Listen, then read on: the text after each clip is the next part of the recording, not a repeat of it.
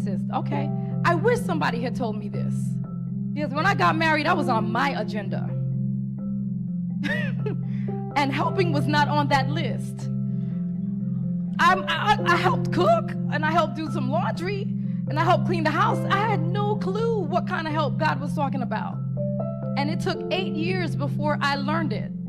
I am now paying the price 12 years later for 8 years of being in disobedience.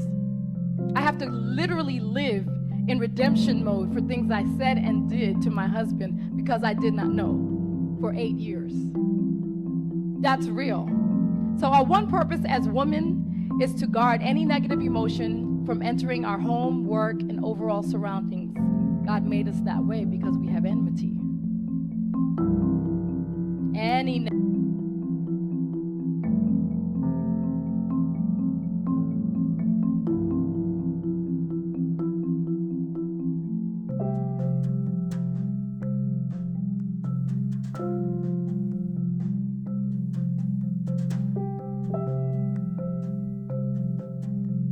negative, and it's not just our husbands. So if you're not married, but you're a single mom or you're a single woman, you still have enmity.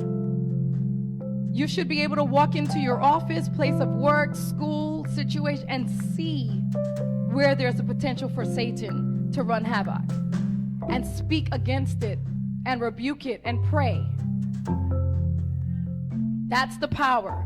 So if God gave woman the gift of enmity, which is hatred for sin, let's look at these statistics, because these statistics are not coincidental. And I'm going to go through them really quick. Nearly 1 in 4 women surveyed nationally reported that they were raped and or physically assaulted by a current or former partner at some time in their life. 95% of teenage prostitutes have been sexually abused. Remember, we give birth.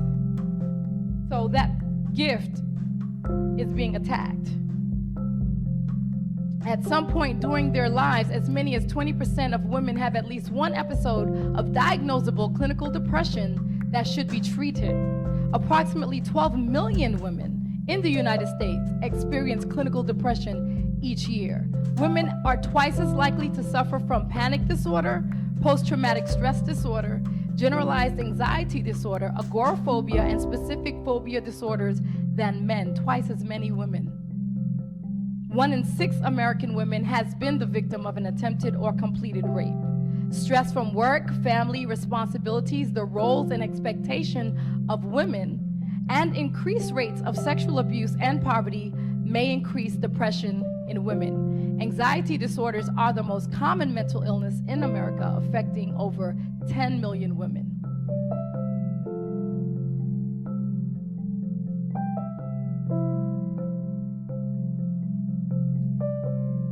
Okay, these statistics are not coincidental. The enemy declared war the day that God told the enemy, I will put enmity between you and the woman. That's an indication of war. Constant attack. So I liken our role to an instrument called the barometer. You know the barometer, right? It's the instrument that measures the atmospheric pressure in the environment. That's what the meteorologists use to tell us what the weather is going to be like. Well, I see us as the spiritual barometer, the emotional barometer. So I have some self-reflective questions for you. What is my responsibility as a wife? Now, you all heard what it is. Let me hear what it is. What is it? Boom. Okay.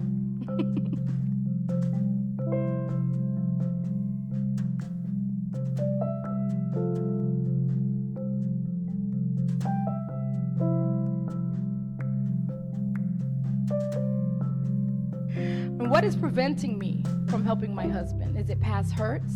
Is it my past? Is it present hurts? Resentment. Those are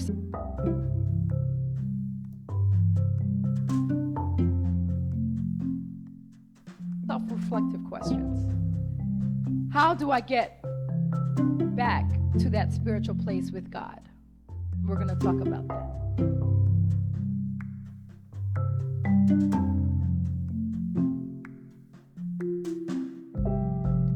What do I need from my husband so I can successfully help him?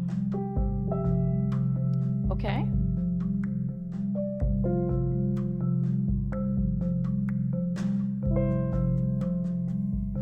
So let's talk. I know it's a lot of information. And for some, it's the first time you've heard it. For some, you've heard it before, but maybe not in that context. But it's very sobering to think that the success of marriage, and I will say this, as a marriage counselor, I can actually say the failure of most of the marriages is because the wife does not know her role. That's why we do counseling, because if we can teach that. Now understand, the husband doesn't go scot-free. He has a lot of responsibility. But the place that God made us, how he made us, and what he gifted us with, and how he created us was designed to help. Remember last night I talked about we have more oxytocin in our bodies, that hormone related to empathy and bonding and being able to emotionally emote and express. We have that gift. That's a gift. That's so that we can give birth and nurture our children, but also help our husbands with it, because they have more testosterone, which is related to drive, energy, and productivity. So they're not socially taught how to emotionally express. If you notice, if you watch people, even in our churches, in our families, even in our own homes, you may have a baby girl, she falls, she cries, and you go, what's wrong? Or if you hadn't seen her falling, what's wrong? The first thing we're going to ask is, what's wrong, baby girl? What's wrong? When a boy comes crying, the first thing they hear is stop crying. Man up. So how do they emote? Because we're sending a message to them that they shouldn't cry. But the girl, she can cry. So we already given the gift of enmity. We have oxytocin. We socially have been told it's okay to emote. And the men, those men were boys that were told stop crying.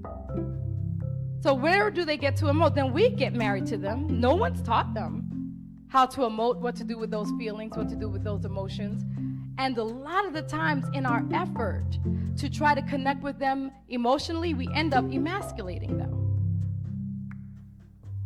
So they're even worse off than when they came, because we have a need that we want to be met, but their needs have not been met first. And I will say this, that's why really you have to think about before you get married, are you emotionally whole? Because God doesn't send weak people to help. Throughout history, throughout the Bible, he doesn't send. Aaron was more prolific a speaker than Moses. So, but yet God gave Moses the job, but Aaron was there to help him. He was behind him, giving him rah, you could do it. You come on, say this. We are not weak vessels. If you think about a lifeguard is trained just to help a drowning man. He's made to do that. When he goes to his lifeguard school, that's what he's learning to do. He's not weak. When the drowning happens, guess what? He saves them. And if the drowning person tries to drown the lifeguard, does the lifeguard stop? What does the lifeguard usually do? Knock him out. Some of y'all like, yeah, I'm gonna knock out my husband. He knocks him out to get the job done. He's not going to bail just because he went at him. He's not going to take it personally. He's not going to stop his job because he was struck. He's realizing that he's drowning. That's why he struck me. Our husbands are drowning. That's why they hurt us. They don't know how to express. They don't know how to emote. They don't know what to do with those feelings. And so they end up hurting us, especially the ones that have been conditioned to shut down. And then what happens is they have to find their masculinity somewhere else. And a couple husbands have told me they will lie, steal, cheat to get their masculinity back. Now, when they are men of God, they don't. But when they're in that warfare of trying to get their masculinity back, they will. My husband was addicted to pornography because he came emasculated, and then I emasculated him even more. It's real. So I'm not preaching today. This is a dialogue.